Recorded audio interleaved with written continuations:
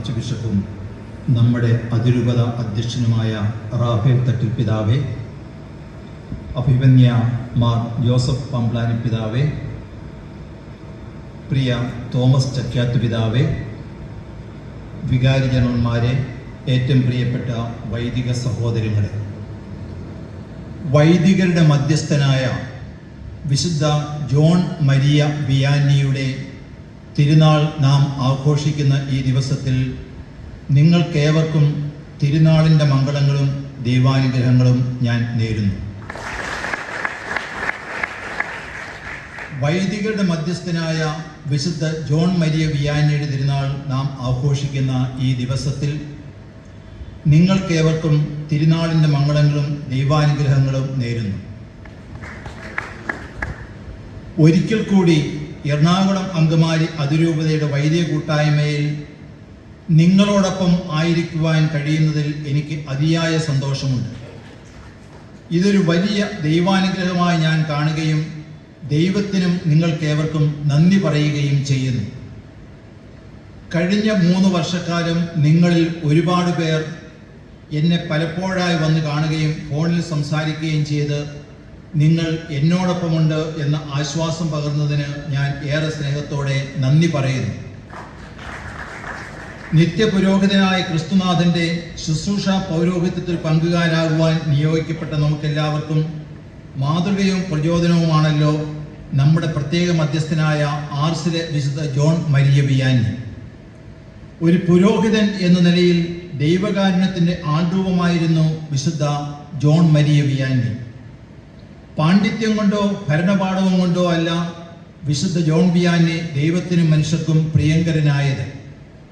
നേരെ മറിച്ച് അനുകമ്പയും ആർദ്രതയും നിറഞ്ഞ പെരുമാറ്റം കൊണ്ടും ആഴമേറിയ ദൈവാനുഭവം കൊണ്ടുമാണ് മനുഷ്യരെ ദൈവവുമായും തമ്മിലും അനുരഞ്ജനപ്പെടുത്തുക എന്ന ശുശ്രൂഷയാണ് അദ്ദേഹം നിർവഹിച്ചത്.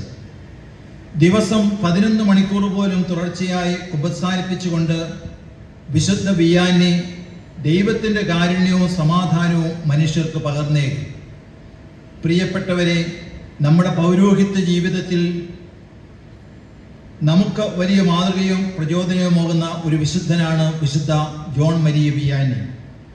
മനുഷ്യർ ഒരുപാട് വേദനിക്കുകയും അസ്വസ്ഥരാവുകയും പ്രത്യാശ നഷ്ടപ്പെട്ടവരാവുകയും ചെയ്യുന്ന ഈ കാലത്ത് നമുക്കും വിശുദ്ധ ജോൺ മരിയ വിയാനിയെ പോലെ കരുണാസമ്പന്നരും സമാധാന സംവാഹകരുമായ പുരോഹിതരാകുവാനായിട്ട് പരിശ്രമിക്കാം. പൗരോഹിത്യ ജൂബിലി ആഘോഷിക്കുന്ന നമ്മുടെ അതിരൂപതയിലെ എല്ലാ വൈദികരെയും ഈ അവസരത്തിൽ ഞാൻ അഭിനന്ദിക്കുകയും അവർക്ക് ജൂബിലിയുടെ മംഗളങ്ങൾ ആശംസിക്കുകയും ചെയ്യുന്നു. നിങ്ങൾ എല്ലാവരും നിങ്ങളുടെ ജീവിതത്തെ ദൈവത്തിനും ദൈവജനത്തിനുമായി സമർപ്പിച്ച് നിസ്വാർത്ഥ ശുശ്രൂഷ ചെയ്തവരാണ്.